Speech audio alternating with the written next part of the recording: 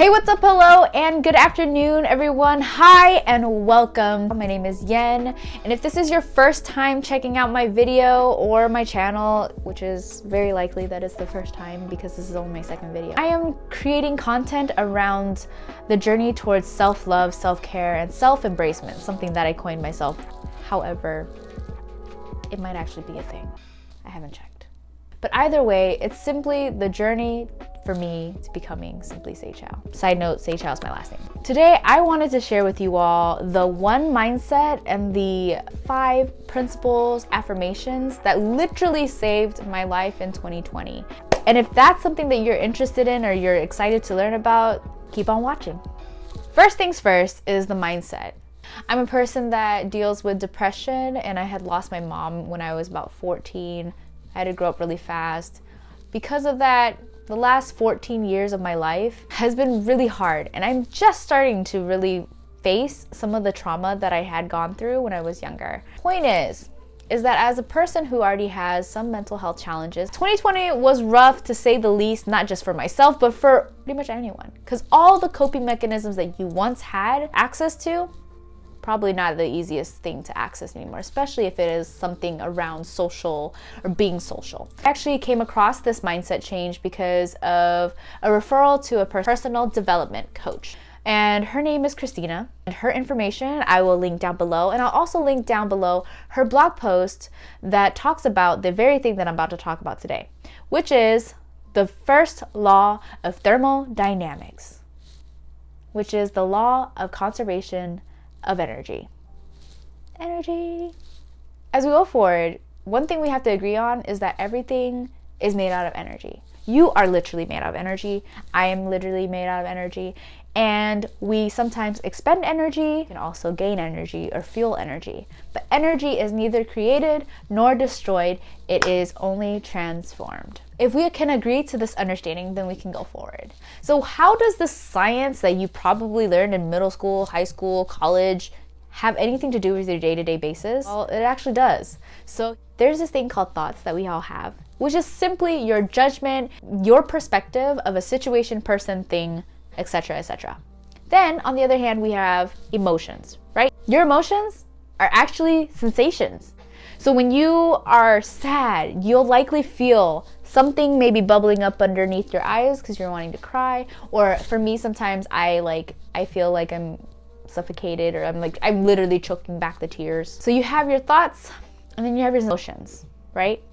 And there's actually a way to go about it that stops you from going from your thoughts to your emotions.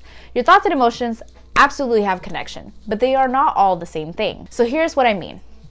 Your thoughts can influence how you feel, and how you feel will then translate into a sensation that you will literally feel, physically feel in your body. So when you are feeling something that you don't want to feel, for example, say something happens and you get activated and you're like, I don't want to be in this headspace, this is not safe, I don't feel good.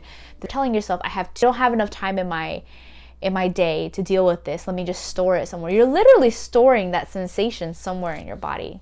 You're going to want to have to deal with it one day, because storing it is going to cause some potentially physical ailments, physical feelings that are just like really uncomfortable, or you might get sick. Deal with those things. You got to learn how to process them. Can't keep them in there forever. Maybe the time when it comes up is not the right time, but making the time to process them eventually is going to be really life-changing for you. Otherwise, you may really just be suffering because you're not dealing with it. So that's one way that thoughts and emotions are connected. The powerful thing is that you can also stop yourself from going from this thought to becoming a sensation or emotion. How? Well, you would actually have to start to analyze this thought. Be like, hey, okay, say if I have this thought of like, I wake up in the morning and I decide to go onto my phone and I look at social media. And then I start going down and seeing all these really, really fit girls, and I'm just like, I wish, I can't believe it, blah, blah, blah. That is you literally expending your energy. And then you also playing on this thought that like, I'm not good enough. My body's not good enough. I have to go do something right away. Otherwise, I am somehow not good enough, not pretty enough, not something enough. And before you actually get to that point where that starts to take over your whole day, what you can actually do is like, thought, I don't know if you're actually the most helpful, and I don't know if it's actually true. And if it's not true, and if it's not helpful, just get off of it. Just tell it to go away. Because you know what? You deserve more than just those really negative self-talk that we all, quite frankly, we all do. And it's a hard habit to knock.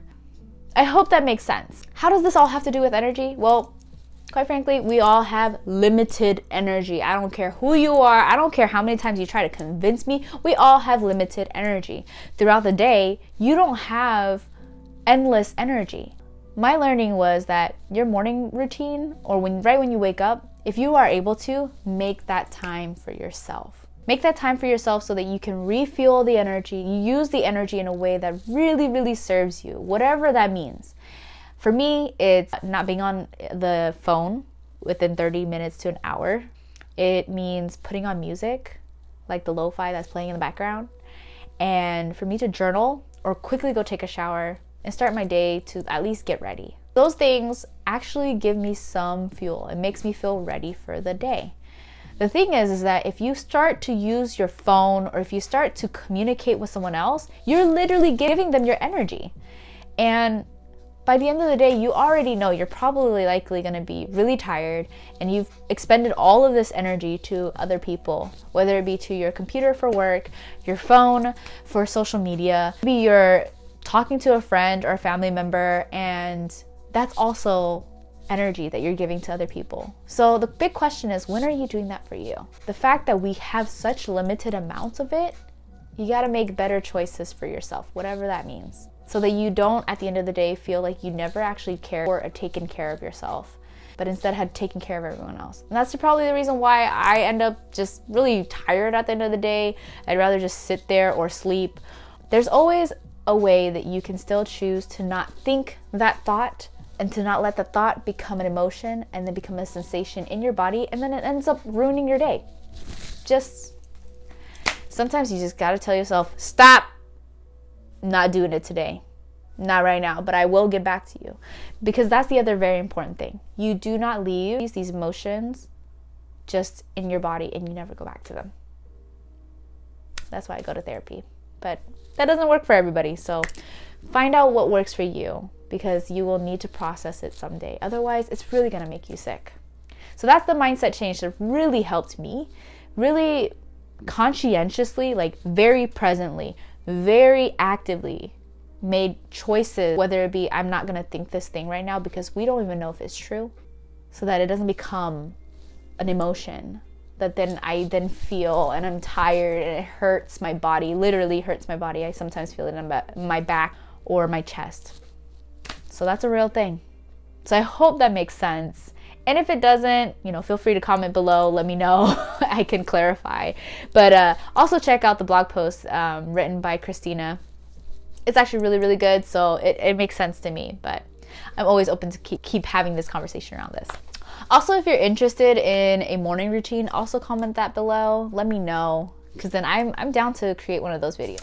All right, so now we're gonna go on to the 5 affirmations that literally also saved my life. It really kept me going every day, and I even have it posted up there.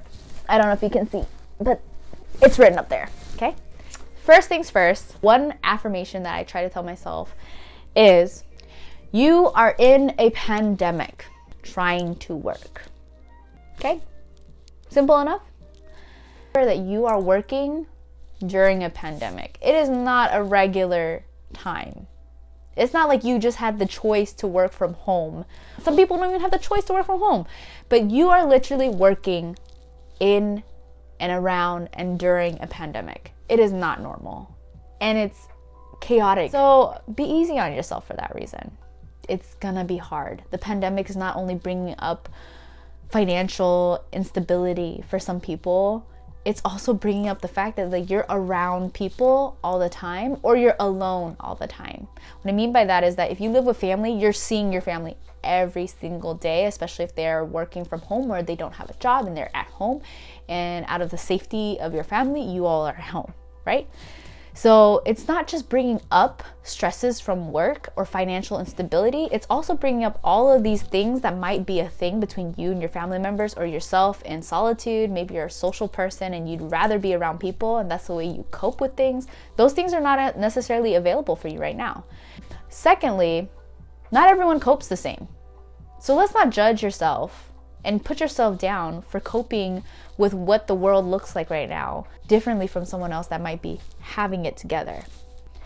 Another affirmation is, don't kill yourself over a job that's going to replace you in a week if you dropped dead. Now that one's a little bit harsh, I get it, but it's true. I bring this up because I'm in a new job. In this new job brings a whole lot of different challenges on top of us trying to work during a pandemic. I struggled a lot. I think my depression and anxiety definitely got heightened during this time. But this saying is literally saving my life. It tells me that I need to prioritize me. I need to prioritize what it is that's going to make me feel good, make me feel well, so that I continue to do what I need to do to have the financial stability, but not at the cost of my health and well-being.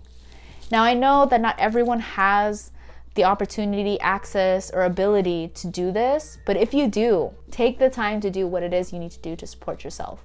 Even if it means that you're working from home and working from home is broken up, maybe you do some work at night, do what you can. That's all that we can really ask for, especially in the world that we're in. Another affirmation that is pretty closely tied to work, but can also be relevant to things outside of your workplace, is the work will always be there. The thing will always be there tomorrow. So take care of yourself. What I mean by that is that if you have a lot of stuff to do for work and it's not pressing enough to where it has to be done by tomorrow, if you spend most of your time stressing about it anyways, like an hour, 2 hours of your day stressing about it, and then you get to it, that's already putting in so much work. If you're able to, just remind yourself, the work will be there tomorrow. Things may not even change. You may have stressed for nothing. So, because the work will be there tomorrow, take care of yourself. It's not worth it.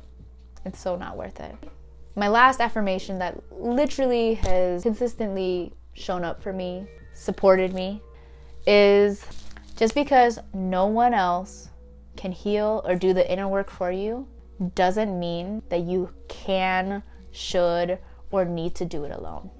Always ask for consent.